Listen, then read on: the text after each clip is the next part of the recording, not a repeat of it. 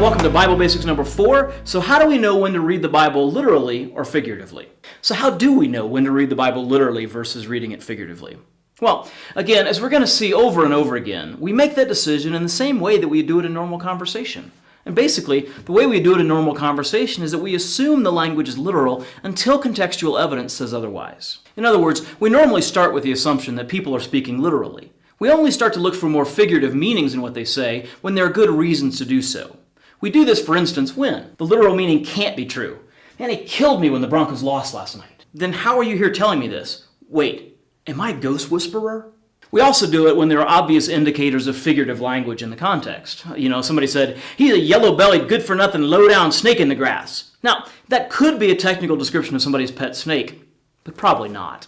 We also do it when there's a clear indication of a literary genre that's closely associated with the figurative language. So if somebody said, I think of you and nearly faint, but don't take this as a complaint. You overflow and fill my cup, and I could nearly eat you up. Okay, creepy, but probably not a threat from a cannibal. But you might want to lock your door just in case. Now, that's not all the kinds of evidence that might make us think that figurative language could be in use, but you get the point. We can usually tell in context if somebody's speaking literally or figuratively, and we can do the same thing when reading the Bible. So, you start with the assumption that a passage in the Bible is using plain language, but you be on the lookout for evidence that figurative language might be in use. God and the authors he inspired want you to understand the intended meaning of each passage, so they won't try to trick you into thinking a passage is using plain language when it's actually figurative, or vice versa. The clues are usually right there in the context if we just remember to be on the lookout for them.